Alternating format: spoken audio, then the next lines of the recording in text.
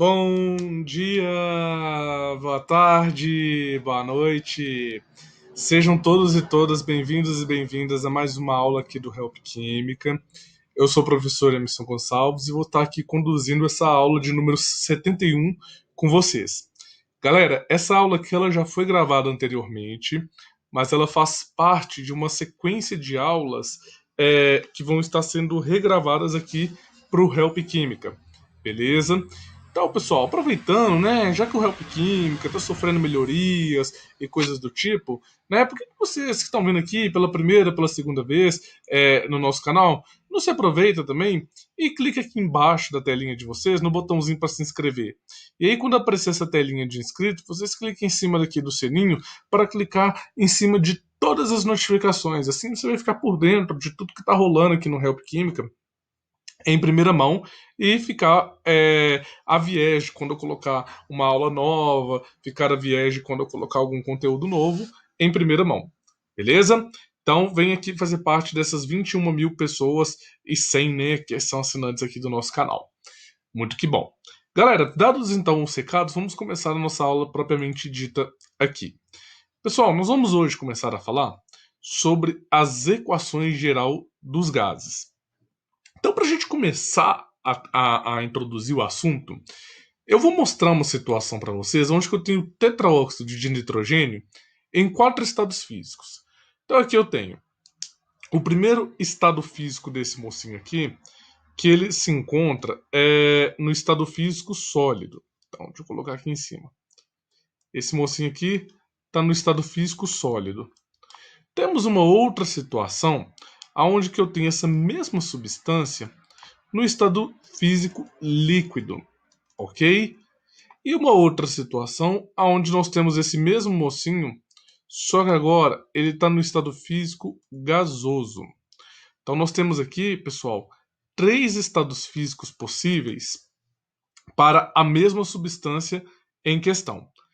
E aí o que eu quero lembrar, né, o que eu quero puxar aqui na memória de vocês é o seguinte. Primeiro, vocês se lembram como que as partículas elas se comportam quando elas estão nesses estados físicos? Então vamos lembrar aqui. Primeiro, eu tenho a substância aqui no estado gasoso. Então eu tenho. Espera aí, pessoal.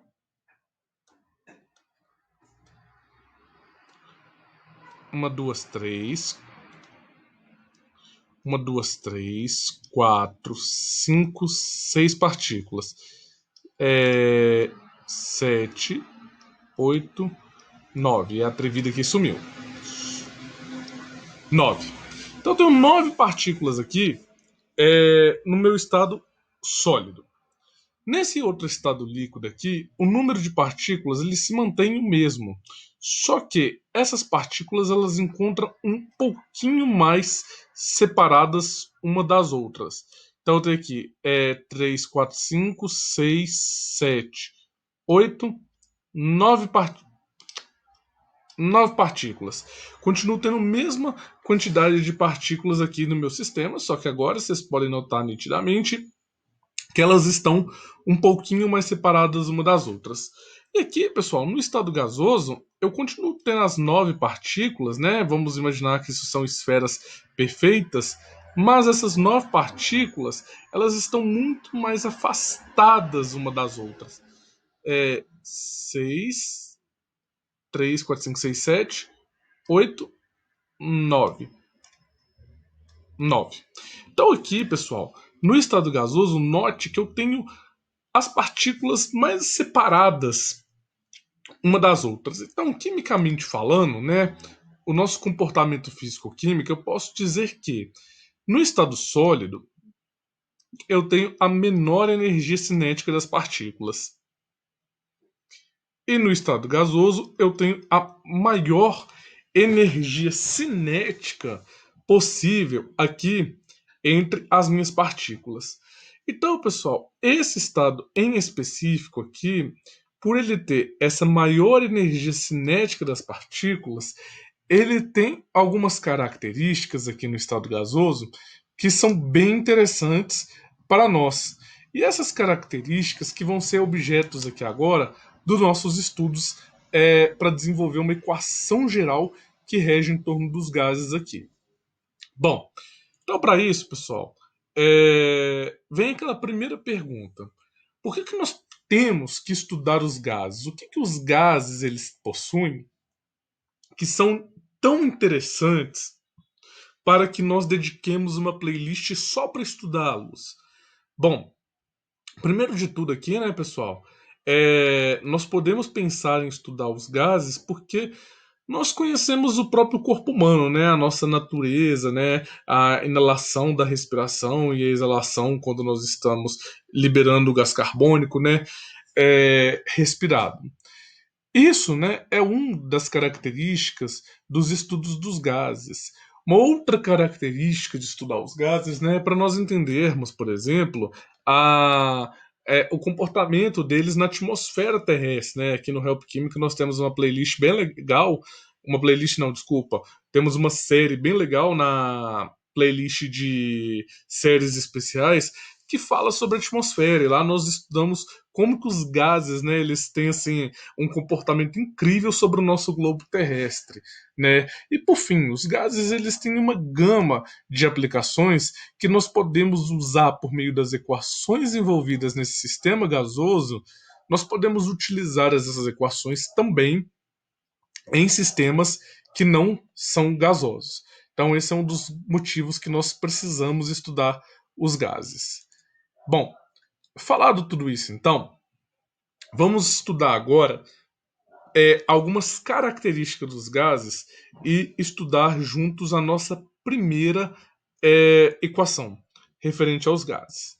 Então, primeiro, as características geral dos gases, né, ou características gerais, né, esse aqui era gerais, não geral, eles possuem formas e volumes que são indefinidos, ou seja, qualquer ambiente que você encontrar um gás, ele vai ocupar todo o espaço, todo o volume daquele ambiente, né? Eles com outros gases sempre vão formar misturas do tipo homogênea, tá? Então, independente da quantidade, independente do volume do ambiente ou do lugar que eles estejam confinados, eles sempre vão formar uma mistura homogênea. Eles possuem alta compressibilidade. O que isso significa? Eu dizer que algo ele é muito compressível, né? Eu posso fazer alta compressibilidade em alguma coisa, é pegar e aumentar a pressão dele. Então imagina aqui, eu tenho um cilindro, ok? E aí eu vou injetar um ar aqui dentro. Então aquelas partículas que antes elas estavam muito espalhadas uma das outras, eu consigo que aumentar uma força em uma determinada área, de modo que eu tendo a aproximar essas partículas uma das outras, deixando então eles compressados em um sistema. Beleza? Então isso que significa ser alta compressibilidade. E os gases no geral possuem também baixa densidade. Ok? Então essas são algumas das primeiras características importantes daqui dos nossos gases. E aí, pessoal, então, eu trouxe aqui para exemplificar, eu trouxe esse cubo aqui. Né? Vamos pegar essa região aqui, vou chamuscar ela de preto, vamos pegar para estudar essa região aqui. Né? Imagina que sobre essa região aqui, da onde que eu estou apontando essa seta meio tortinha, né? Sobre essa região, eu estou tendo um bombardeamento de partículas, semelhante a esse desenho aqui do canto. Ou seja, essas bolinhas aqui mais coloridas representam aqui para nós essa parede preta, ok? E essas bolinhas em azuis representam para nós, então, como se eu tivesse partículas aqui dentro do meu recipiente vindo no sentido dessa parede preta. Beleza? Então isso daqui é porque eu quero começar a desenvolver com vocês aqui a nossa primeira equação que vai reger esse sistema dos gases. Então, esse movimento aqui que eu tenho, as partículas do nosso sistema aqui de dentro, comprimindo contra uma parede, né? Mais exatamente como essa figura aqui, que eu posso chamá-la de figura 1, né? Ou figura I, como vocês preferirem chamar, né? essa figurinha aqui do lado, ela exerce para nós as colisões sobre a parede do nosso sistema.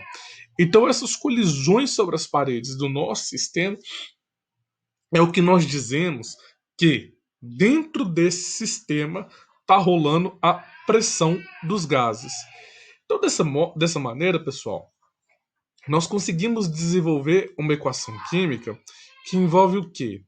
Uma determinada área, que é marcada por esse espaçamento aqui, eu tenho as partículas exercendo um módulo do vetor força sobre essa determinada área. Com isso, então, com esse módulo do vetor força exercendo uma pressão sobre determinada área, eu desenvolvo o que? A fórmula da pressão ela é dada como sendo a força dividida pela área. Então, essa equação aqui é a primeira equação que nós temos para exemplificar a pressão, onde o nosso P é a própria pressão. Então, anotem aí.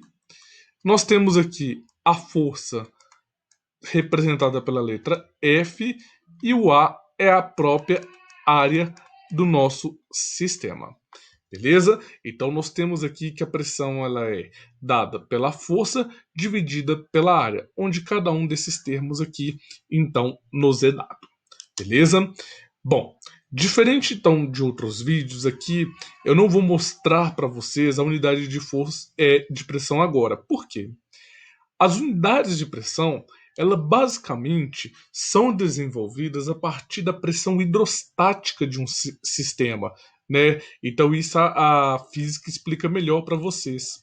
Então, só para a gente entender um pouquinho, né, o que cada um desses termos aqui eles trazem de contribuição para nós temos o seguinte, olha, nesse desenvolvimento da pressão hidrostática de um sistema, onde que o P é a nossa própria pressão, né, que nós estamos querendo desenvolver um raciocínio em cima dela.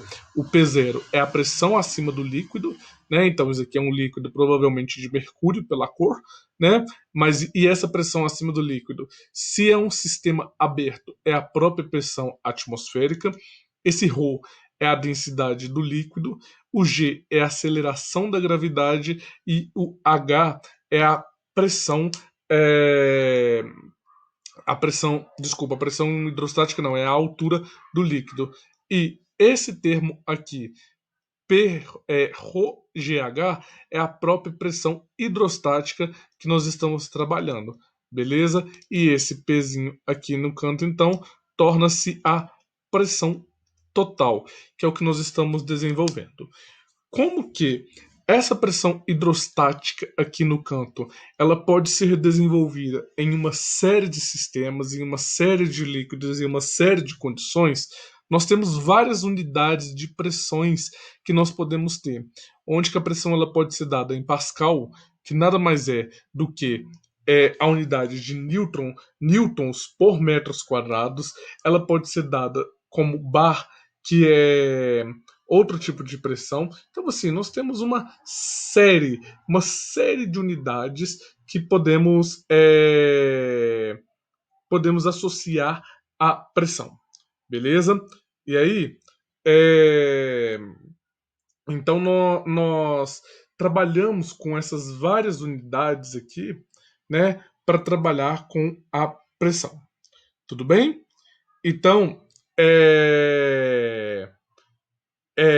quando a gente trabalhar com unidades, né, envolvendo pressão, então nós temos aqui, né, galera, que analisar bem qual que é a unidade que o exercício nos deu e qual unidade ele está querendo, porque às vezes nós podemos ou nós precisaremos de fazer as transformações de unidades aqui necessárias.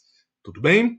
Facinho, facinho? Sim! Então tá bom, daqui a pouco eu vou fazer uns exercíciozinhos e nós vamos trabalhar um pouquinho com essas unidades de pressão, então, envolvidas aqui em nosso sistema. Tudo bem? Bom, falando nos exercícios, então, vamos começar a fazer eles de uma vez, só para a gente fixar bem as ideias. Tem como mudar aqui, vou colocar em amarelo. Diz assim, um gás confinado em um balão volumétrico exerce uma pressão atmosférica de 5 bar. Qual seria a mesma pressão dada em miligramas de mercúrio. Bom, então, pessoal, olha só. Nós estamos saindo aqui de bar e nós estamos querendo chegar aqui em milímetros de mercúrio. Nós temos que fazer essa transformação aqui da pressão. Então eu venho aqui na minha tabelinha de transformação de pressão e vejo o seguinte, olha, milímetro de mercúrio ele se associa com a atmosfera, mas a atmosfera não associa, mas bar não associa diretamente com a atmosfera, mas sim com Pascal. E nós observamos que Pascal, né, ele está diretamente ligado aqui com bar, né, no caso quilopascal, ou com a atmosfera. Então o que nós podemos fazer aqui nessa transformação de unidade? Vamos fazer primeiro a relação entre as nossas unidades. Então nós temos que uma atmosfera, e aí pessoal, eu estou tomando em consideração essa tabelinha aqui de baixo. Se vocês quiserem printar essa tela para pegar essa tabelinha, pode ficar à vontade aí. Bom, então nós temos a relação que uma atmosfera, ele está casado, ele está amarrado, né, com 101,325 quilopascal, onde o K aqui é 10 elevado à terceira potência. E o Pascal, ele está associado, ou melhor, 101,325 quilopascal está amarrado, está associado com 1,01325 bar. Ok? Então, com base nisso daqui, o que nós podemos fazer? Posso fazer a seguinte regrinha de 3. Uma atmosfera está associado com 1,01325 bar. Uma diferença bem pequena. Então, 5 bar está associado a X atmosfera, né? Esse 5 bar vem daqui da comanda da nossa questão. Então, quando eu fazer essas contas, eu vou encontrar que eu tenho aqui 4,93 atmosfera. Bom, só que ele quer o resultado em milímetros de mercúrio. Então eu tenho aqui que uma atmosfera está amarrado com 760 milímetros de mercúrio. Logo, 4,93 atmosfera equivale a X2. Então, X2 ele dá aproximadamente 3.746,8 milímetros de mercúrio, que é de fato a resposta que nós estamos procurando. Ou seja, dentro desse balão atmosférico, a mesma pressão de 5 bar, ela também pode ser expressa como 3.746,8 milímetros de mercúrio. Beleza? Facinho, facinho? Sim. Então tá bom. Bom, avançando então, pessoal, um pouquinho mais no nosso conhecimento, nós vamos falar aqui agora sobre as variáveis de estados nos gases, né? Então vamos entender como que essas variáveis de estados elas interferem, né? Porque assim, as variáveis de estados dos nossos gases, galera, elas vão ser aqui que vai nos abrir caminho para nós chegarmos até a equação geral dos gases. E aí, existem 3 variáveis de estados. Quais são essas variáveis? A primeira variável de estado de um gás, galera, é a pressão. A segunda variável de estado de um gás é a temperatura. E a terceira variável de estado de um gás é o volume. Então, presta atenção, pessoal. Eu estou falando aqui que isso são variáveis. Ou seja, se são variáveis, né? Parece que é óbvio que eu vou falar, mas acredite, muita gente confunde isso, né? Eu estou falando aqui de uma variável, eu estou indicando algo que pode sofrer alguma variação. Eu estou falando de algo que vai ser variável, vai ser mutável. E em um gás eu posso ter essas três mudanças. Eu posso mexer nas condições do gás, eu posso trabalhar na sua pressão, eu posso mexer nas condições de um gás, eu posso alterar a sua temperatura, ou eu posso mexer nas condições de um gás e alterar o seu volume. E aí, pessoal, nós temos três leis muito importante, muito importantes que vão reger esse sistema desses gases. Então, vamos pegar aqui só uma outra definiçãozinha para a gente começar a trabalhar essas leis. Por quê? Para eu trabalhar com as variáveis de estados de um gás, eu tenho que criar uma condição para eles que eu vou ignorar o formato das partículas, a geometria molecular das moléculas que compõem esse gás, e eu vou ignorar qualquer tipo de interação existente entre esses gases. Por isso, eu crio a definição de um gás ideal, né? Que ele acaba sendo um gás, né? Que nós vamos considerar que as partículas são sempre esféricas, a interação deles é nula e que as colisões existentes entre essas colisões elas sempre vão ser do tipo elásticas, ok? Então, nesse sistema de gases ideais, né? Então, imagina que aqui, nesse desenho aqui, eu tenho gases, né? Aqui dentro desse sistema, eu tenho gases. Esses gases, se eu trato eles como ideais, eu tenho que pensar, sobretudo, nesses dois pontos aqui. Que o volume das partículas são desprezíveis, eles não alteram o volume final do gás, e as partículas sempre vão ter formatos esféricos. E é claro, a gente não pode esquecer que no sistema de gases ideais, né, a interação intermolecular entre as partículas ela é nula, ou seja, o volume aqui jamais vai ser alterado, principalmente por essas interações dessas partículas. Emerson, mas então, nós sabemos que os gases ideais eles não existem. E em caso de sistemas reais, então, como que nós fazemos? Pessoal, nós aqui não vamos estudar gases reais, porque não cabe aqui, né? Não é o nosso objetivo aqui no Help Química. Não pelo menos nessa playlist. Porém, quando nós estamos tratando de gases reais,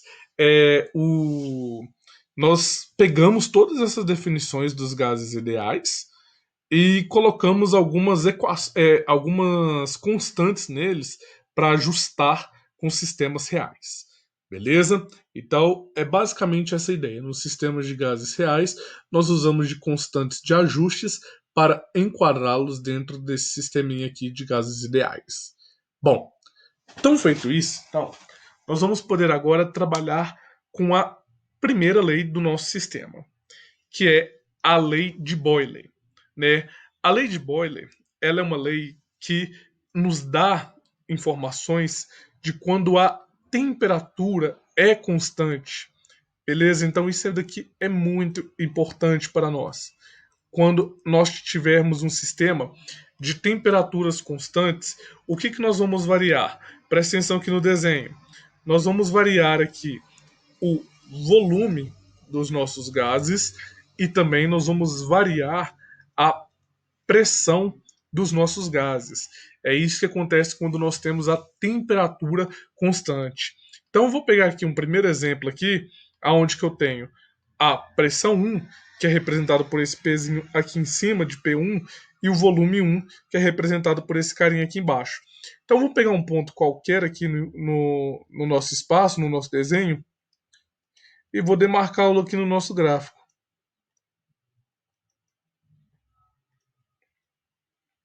Então, exatamente aqui nesse ponto aqui vai apagar.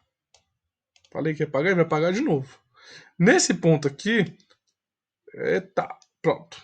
Nesse ponto aqui, que eu vou chamar de ponto A, esse ponto eu tenho o que nós chamamos de volume 1, e o volume 1 ele vai exercer sobre o nosso sistema uma pressão 1. Só que eu posso ter aqui numa outra situação como esse desenho aqui de cima, aonde eu tenho a pressão 2 dando um volume 2 para o nosso sistema. Se a gente vê aqui, galera, eu estou aumentando a pressão e estou diminuindo o nosso volume do nosso sistema, né? Note aqui na figurinha que quando eu aumentei os pezinhos, né, que eu aumentei a força sobre determinada área aqui, eu diminuí o volume. Então, se eu for chamar essa segunda situação de um ponto B, eu posso dizer que o volume 2, por exemplo, ele se encontra nessa região mais abaixo, que é um volume menor, e eu tenho aqui um aumento da minha pressão, que é a própria pressão que eu vou chamar de P2 aqui no ponto B. Beleza? Então, basicamente, pessoal, essa daqui é a descrição da lei de Boiler. Né? Então, a lei de Boiler ela faz uma relação entre a pressão e o volume. E aí, pessoal, essa lei, então, o que que ela... Qual que é a tendência do gráfico aqui? Né? O gráfico aqui, ele tende a fazer uma curva exponencial, né? Deixa eu ver se eu consigo fazer uma curva exponencial legal aqui. Esse gráfico, então, ele tende a assumir um formato exponencial aqui na nossa curva, né? Porque quanto maior é a sua pressão, menor é o volume.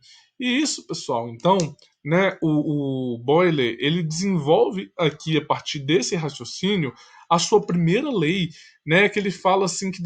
Desculpa, a primeira lei dos gases que nós temos aqui, que ele fala assim, que determinada massa de um gás ideal, né, e aí que olha que a importância do nosso gás ideal, né, ele ocupa um volume inversamente proporcional à pressão que ele exerce, né, tanto que é esse comportamento exponencial que nós vemos aqui nesse nosso gráfico.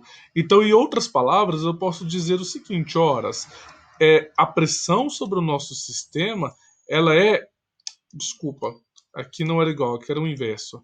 Ela é inversamente proporcional ao nosso volume, certo? Para eu poder então transformar isso daqui em uma igualdade, eu preciso considerar a minha constante. Eu tenho que ter algo constante aqui para isso virar uma igualdade. E o que está sendo constante aqui? O que está sendo constante aqui para nós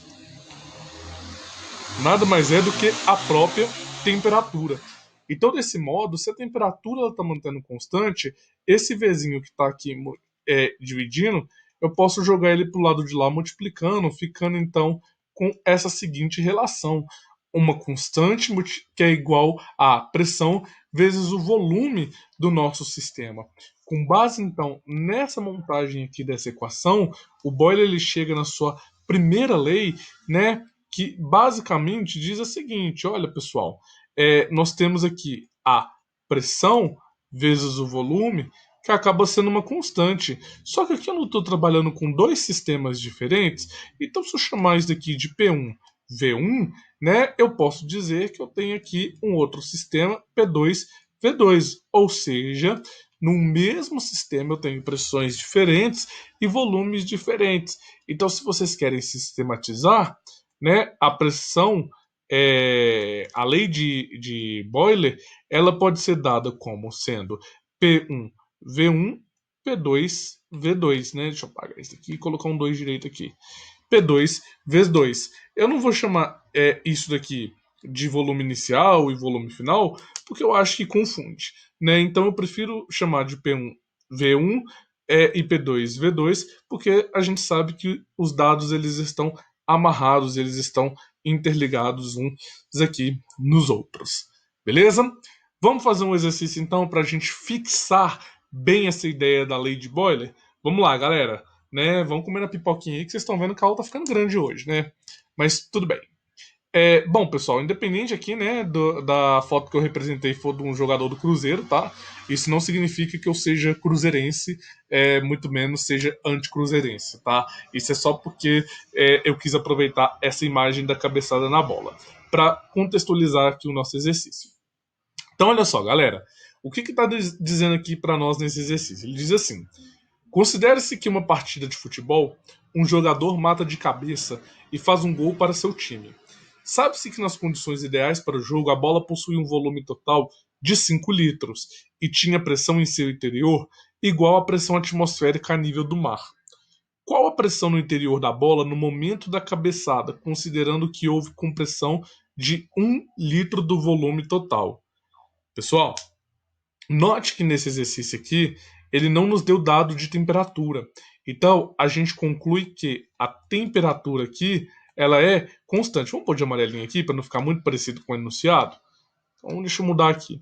Então, nós concluímos aqui que a temperatura, nesse caso aqui, ela é uma constante. E nós acabamos de ver, né, no slide anterior, que a lei de Boyle, ela que trabalha quando a temperatura ela é constante. Então, nesse caso aqui, a lei que vai amarrar aqui para nós é a própria lei de Boyle, beleza? Bom, e a lei de Boyle, nós acabamos de ver que matematicamente ela é dada como P1, V1, P2, V2. Essa é a amarração da lei de Boyle. Bom, vamos anotar uns dados que nós temos aqui para fixação desse exercício. Primeiro, ele fala do volume da bola. Então ele fala aqui para nós que o volume da bola, que eu vou chamar de V1, era de 5 litros, ou seja, antes da cabeçada. A pressão exercida nesse sistema é a própria pressão atmosférica a nível do mar, que é 1 atmosfera. Beleza? Isso são dados que é importante, né? Vocês aí que pretendem fazer a prova do Enem, isso é importante vocês saberem. O volume 2, ele é a compressão de 1 litro desse volume total. Então, se eu tinha 5 litros, eu tenho 5 menos 1, que dá 4 litros aqui nesse sistema. E a pressão 2 é exatamente a pressão que nós estamos procurando aqui nesse sisteminha. Então, se a gente pegar os dados que nós temos anotados aqui e substituir na equação que rege a lei de Boyle, né, nós temos então a seguinte relação. Nós podemos ter uma atmosfera que multiplica 5 litros é igual a P2, que é a nossa incógnita, multiplicado por 4 litros. Pessoal, eu aconselho vocês a fazerem tudo isso aqui no passo a passo, igual eu estou fazendo. 4 litros eu vou pegar e vou jogar para o lado de lá dividindo, então eu passo a ter que P2, ele é 1 atmosfera, multiplicada por 5 litros, tudo isso dividido por 4 litros. Cortou, vai me sobrar a unidade dada em atmosfera. Logo, se eu fizer essas contas, eu vou ter que 5 dividido por 4 dá 1,25 atmosfera, que é a pressão dentro da bola. Vamos ver se essa resposta faz sentido? Note só, no meu volume 2, eu tenho aqui uma diminuição do meu volume, né? No instante após a cabeçada, né? Tá até aqui vendo que a bola parece que dá uma murchada, né? E se a gente vê aqui pela tendência da lei de Boyle, né? Pela tendência do gráfico da lei de Boyle, quando eu tendo a diminuir o meu volume, ou seja, quando eu tendo a aproximar de zero com esse volume, eu tendo a aumentar a pressão. Então, de fato, essa é uma resposta legal. Ela faz sentido com aquilo que nós estamos trabalhando em cima. Beleza? Dúvidas até aqui? Não. Então tá bom, vamos continuar então. Bom, segunda agora que nós vamos ver, nós vamos trabalhar um pouquinho aqui, moçada, com a lei de Charles, beleza? Tipo, aqui, canetinha branca. Nós vamos trabalhar aqui agora com a lei de Charles, que é uma situação muito parecida, só que agora, na lei de Charles, nós vamos trabalhar com a pressão sendo constante, beleza? Então, essa lei, ela fala que determinada massa, né, ou seja, uma quantidade de massa conhecida de um gás, ela é diretamente proporcional à sua temperatura absoluta. Então, vou até marcar isso aqui, galera, marquem aí também no caderninho de vocês. Temperatura absoluta, né? O que é temperatura absoluta, pessoal? A temperatura absoluta é aquela dada em Kelvin, beleza? Então, a temperatura dada absoluta, né, a temperatura Kelvin, ela é a temperatura que você tem dado em graus Celsius somado com 273, né, que é a nossa temperatura Kelvin, então é a nossa temperatura do chamado lá zero absoluto, beleza? Então, sempre ficar atento a essa relação aqui, que ela vai ser importante para nós mais para frente. Então, pessoal, essa lei aqui, ela basicamente nos diz que se a nossa pressão ela é uma constante, né, a nossa temperatura e o nosso volume ele é dado por essa relação aqui do lado. E essa relaçãozinha aqui, que eu acabo de escrever aqui em cima para vocês, né, ela nos dá uma inclinação da reta. Então, pessoal, nós temos para essa lei a seguinte tendência, né, aonde que o volume e a temperatura eles tendem a seguir uma inclinação da reta. E aí, pessoal, eu vou chamar atenção para uma coisa que é muito importante para nós, que é exatamente nesse ponto aqui de baixo. Né, vocês estão vendo, não sei se está dando para ver direitinho, mas esse pontinho aqui de baixo, ele tá tracejado. E isso eu fiz intencionalmente, porque a temperatura do zero absoluto, por meio de experimentos, a gente não consegue chegar nela. Nós já chegamos a milésimos e milésimos e milésimos do zero absoluto, ou seja, assim, muito próximo do zero absoluto, mas no zero absoluto mesmo, nenhum experimento ainda é capaz de chegar. Beleza? Então nós fazemos isso que nós chamamos de projeção da reta, né, que são dados estatísticos para prever qual que é a temperatura do zero absoluto. Por isso que essa temperatura aqui de menos 273,15 graus Celsius é a temperatura de zero Kelvin, né, ou a temperatura do zero absoluto.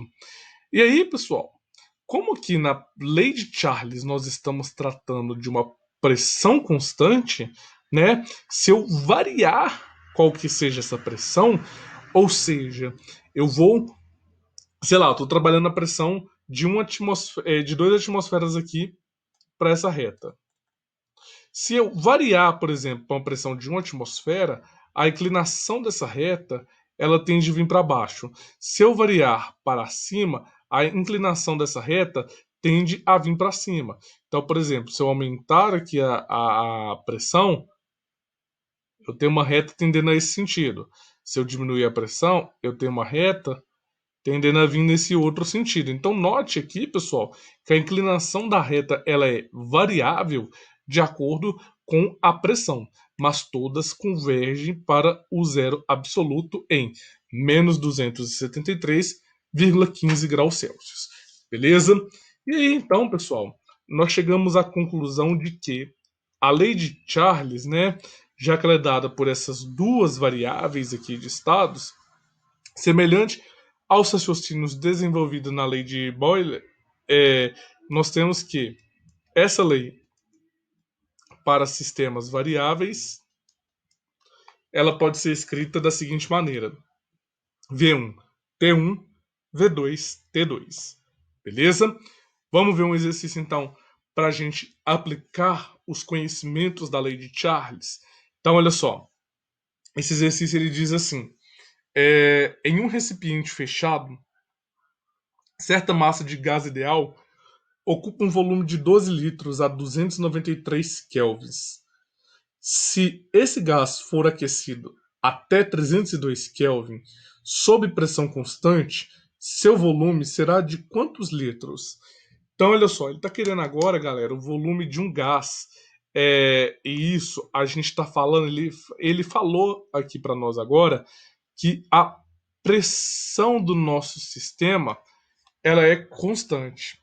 Então, se eu tenho aqui uma pressão que ela é constante, né, em nosso sistema, eu tenho a própria lei de Charles. Né? Então, se eu tenho uma pressão constante, né, um pK, eu tenho a aplicação da lei de Charles. E aí, a lei de Charles, nós acabamos de ver que matematicamente ela é dada como sendo V1, T1, V2, T2. Essa daqui é a relação que nós temos quando nós estamos trabalhando com a lei de Charles. Horas. E pelos dados da questão, então? Então vamos anotar aqui no cantinho os dados que a questão nos deu. Nós temos aqui que V1 é 12 litros e o nosso T1, né, ou seja, ele está amarrado com o nosso T1, é 293 kelvins. Assim como o nosso V2 é a incógnita e o nosso T2 ele é 302 kelvins, ou seja, a temperatura que nós vamos obter depois aqui desse nosso sisteminha, ok? Então, moçada, pelos nossos dados, o que nós temos? Que V1 é dado como 12 litros, T1 293 kelvins. Isso é igual a V2, que é a nossa incógnita, dividido por 302 kelvins. Bom, vou passar o 302 kelvins que está aqui dividindo para o lado de lá multiplicando. Então eu passo a ter que V2 ele é 12 litros multiplicado por 302 kelvins. Tudo isso dividido por 293 kelvins. Kelvin cortou com Kelvin, vai sobrar a unidade que eu quero, que é dada em litros. Então, se nós fizermos essa equação aqui, nós vamos essa operação matemática, nós vamos ver que o volume do gás é de 12,37 litros. Então, é o volume do gás que nós vamos ter aqui após esse aquecimento. Beleza? Facinho, facinho? Muito fácil, não é verdade, pessoal? Bom, então, para a gente finalizar, eu quero falar um pouquinho com você sobre a lei de Gay-Lussac, onde que nós temos aqui agora uma situação em que o volume ele vai ser constante. Pessoal, a lei de Gay-Lussac ela é muito parecida com o desenvolvimento da lei de Charles, só que com algumas pequenas peculiaridades, que são elas. Primeiro, a lei de Gay-Lussac ela é dividida em duas leis. Então, a primeira lei de Gay-Lussac ela nos diz que o volume de uma componente gasosa de uma reação química ela é proporcional à quantidade de números inteiros. Em outras palavras, né, se eu tenho aqui o coeficiente estequiométrico 2 para o hidrogênio, significa que eu tenho aqui 2 mols de volume gasoso, ou 2 mols para cada litro de volume gasoso, né? Então, se eu tenho 2 mol para cada litro, né, esse é o volume molar ocupado por esse carinha. Aqui é a mesma coisa, 1 mol por litro. Então é o volume molar ocupado por ele. E aqui eu tenho o volume de 2 mols para cada litro sendo ocupado. Então é isso basicamente que diz a primeira lei aqui de Gay-Lussac. Ok? No segundo caso aqui, então, é o nosso desenvolvimento da nossa equação matemática, né? Que ele fala que é uma transformação é dita como isocórica, né? Isocórica é isovolumétrica, volume constante, né? Então o seu volume ele é conservado.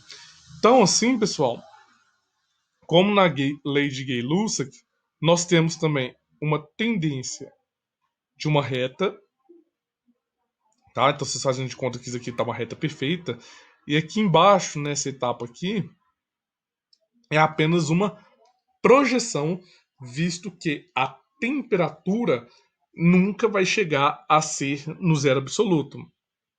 E essa temperatura aqui é o que nós chamamos de temperatura absoluta, tá? Que é a temperatura dada em Kelvin, ela não tem número negativo. E é claro, assim como lá na pressão, né, o nosso volume, se ele varia, nós vamos fazer o que com essa reta? Nós vamos variar a inclinação da reta. Se eu vario o volume, eu posso estar aqui variando também a inclinação que eu vou ter da minha reta. De modo que a lei de Gay-Lussac, então, ela pode ser dada como P1, T1, P2, T2. Então ela está amarrada por essa equaçãozinha matemática aqui. Tudo bem? Facinha, facinha? Sim. Bom, só ver uma coisa aqui. Ah, tá. Esse exercício era para ter vindo depois da outra, mas vamos lá, vamos fazer esse aqui primeiro. Para a gente fixar bem essa ideia, né, vamos fazer o seguinte: ele diz assim: ao sair de viagem, o motorista calibrou os pneus do seu veículo, colocando no seu interior 2 atm de pressão em um dia quente a 27 graus Celsius. Ao chegar ao destino, mediu novamente a pressão dos pneus e encontrou 2,2 atmosfera. Considerando desprezível a variação do volume, a temperatura do pneu ao final da viagem era de quantos graus Celsius? Então agora, pessoal, nós estamos em uma situação em que nós temos aqui o próprio. Deixa eu até mudar de cor aqui, põe amarelinha. Nós temos aqui o próprio volume, né, sendo desprezível, né? Então aqui, ó, desprezível o volume. Então, pelos dados que nós temos, né, vamos lá, vamos anotar aqui no cantinho todos os dados que ele nos deu. A pressão inicial, né, o nosso P1, era de 2 atmosfera, tá? A nossa temperatura inicial, a temperatura que ele está amarrado, é de 27 graus Celsius. Então, pessoal, deu em graus Celsius, já passa para Kelvin. Então, 27 mais 273 dá 300 kelvins. Né? Lembrando que esse 300 Kelvin vem dessa relaçãozinha aqui de cima, onde que a temperatura Celsius ela é somada com 273 e nos dá Kelvin. Beleza. Então, aqui nós temos agora como a pressão final, ou a P2, né, 2,2 atmosfera. E nós temos a temperatura final, o nosso T2, como sendo a nossa incógnita. Beleza? Fazendo aqui então uma aplicação da nossa lei de Charles, nós temos aqui P1 T1 igual a P2 T2. Logo, né, fazendo todas essas alterações, nós temos aqui 2 atmosfera dividido por 300 kelvins, que é igual a 2,2 atmosfera, e a nossa T2, que é a nossa incógnita. Multiplicando cruzado, então, né, pessoal? Já vou fazer mais direto aqui agora. Nós vamos encontrar que esse carinha, ele é 330 kelvins. Só que, se isso é uma prova de vestibular, vocês podem achar que as alternativas estejam dadas em graus Celsius. Então, para voltar para Celsius, basta somar, subtrair 300 com 273 e nós vamos achar que a temperatura dada em graus Celsius como sendo 57 graus Celsius. E aí, se a gente vai lá na nossa reta, nós vamos ver que a tendência daqui é, com o aumento da temperatura, se aumentar também a pressão. Se a pressão do meu sistema ela aumentou, a temperatura também aumentou.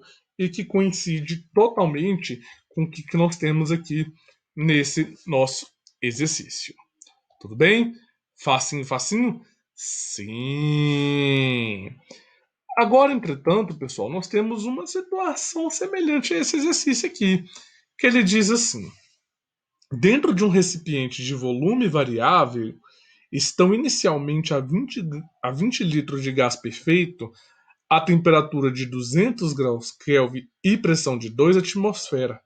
Qual será a nova pressão se a temperatura aumentar para menos 273, menos 23 graus Celsius e o volume for reduzido em 50% do total que havia anteriormente? Note que nós estamos diante de um exercício, pessoal, que tem todas as variáveis de estados aqui. Então, com base nisso, nós chegamos nas transformações mútuas, né? Onde que pressão, volume e temperatura sofrem alterações simultaneamente, ou seja, todos mudam simultaneamente. Com isso, então, nós chegamos que descreve o título dessa aula, que é na equação geral dos gases, que é dada como P1 V1 dividido por T1 e P2 V2 dividida por T2. Essa equação, então, pessoal, ela é a equação que vai reger o nosso sistema quando todas as variáveis, quando todos os nossos sistemas eles sofrerem aqui alguma alteração. Então, com isso, vamos ver como que a gente pode resolver esse exercício, então. Então, primeira coisa de tudo, o que eu aconselho vocês é sempre fazer as anotações dos dados que o exercício nos dá. Então, olha só, ele fala de um recipiente de volume variável, estão inicialmente 20 litros de gás perfeito. Então, o nosso V1. Eu tenho aqui 20 litros de gás perfeito ou gás ideal, tanto faz o nome que você está chamando. A temperatura, né, de 200 Kelvin. Então eu vou continuar mantendo essa temperatura em Kelvin. Né? Lembrando que quando nós estamos trabalhando com os gases, a temperatura tem que ser Kelvin. E a pressão, que é o nosso P1, ela é de 2 atmosferas. E aí ele diz assim, ele quer a nova pressão, então o P2 é a nossa incógnita. Quando a temperatura aumentar para menos 23 graus Celsius, ou seja, menos 23 mais 273, né, a temperatura aqui em Kelvin vai ser de 250 kelvins. E o volume, né, que é o nosso V2, ele é reduzido na metade, então ele é 10 litros. Agora, eu tenho todos os dados que o meu exercício me deu. O que eu preciso fazer? Basta eu vir aqui e usar todas essas equações aqui envolvidas no meu sistema. Então eu tenho que P1 V1 sobre T1 é igual a P2 V2 sobre T2. Quem eu estou querendo não é P2, então o que eu vou fazer? P2 é igual a P1 V1 P1 V1 T2, que é o P2. Então V2 eu passo para o lado de lá e aqui eu passo a ter T2 T1 P2. Então note aqui, pessoal, vamos lá, vamos entender o que eu fiz aqui. Deixei o P2 isolado aqui, o V2 que estava multiplicando, passei para o lado de cá dividindo. Então aqui era V2, não P2. Passei para o lado de cá dividindo. O T2 que estava aqui dividindo, passei aqui para cima multiplicando. E aí eu cheguei então nessa equação aqui que vão reger os meus cálculos. E aí, com base nessa brincadeira então, vou escrever aqui embaixo por causa do espaço, eu tenho que P2 é igual a 2 atmosfera, que multiplica V1. Qual que é o nosso V1? 20 litros. Que multiplica T2, que é 250 kelvins. Tudo isso dividido por T1, V2. T1, 200 kelvins. O V2, 10 litros. Ok? Então aqui chegamos em uma relaçãozinha aqui. Vamos começar o corta-corta? Gente, essa é a parte que eu mais gosto de fazer nos cálculos matemáticos. Vamos lá. Litros corta com litros, Kelvin corta com Kelvin. O que dá para cortar aqui? O 2 aqui de cima dá para cortar com 10 aqui, virando 5. Ou melhor, eu vou fazer isso aqui não. Eu vou fazer o seguinte, eu vou cortar aqui 20 com 10, 20 dividido por 10 dão 10. Então eu tenho 10 aqui embaixo, não é isso? 20 dividido por 10. Desculpa, matemática que eu fugi da escola. Né? 20 dividido por 10 dá 5, né? Dá 2, dá 2, dá 2. Então, simplifiquei. 20 com 10 aqui dá 2. 2 aqui de baixo com 2 aqui de cima. Cortou, cortou.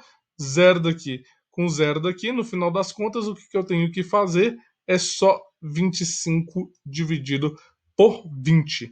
Tudo isso me dado em atmosfera. Então vamos fazer essa continha aqui para a gente finalizar. 25 dividido por 20 dá 1,25 atmosfera, que é o valor da nossa nova pressão encontrada aqui, né, pessoal? Então, quando eu tive as três variáveis de estados aqui, essa será o valor da minha nova pressão encontrada. Beleza? Pessoal, vamos encerrar por aqui, porque eu acho que já está ficando muito grande a aula, tá? Se vocês gostaram dessas aulas, se você aprendeu algo novo aqui, né, não deixe de dar um joinha aqui embaixo, não. Beleza, pessoal? Isso me ajuda bastante aqui a continuar aqui com os trabalhos do Help Química e melhorar cada vez mais. Então é isso aí, pessoal. Um forte abraço e nos vemos no nosso próximo encontro, na sequência aqui das aulas regravadas dos gases. Até breve, tchau, tchau.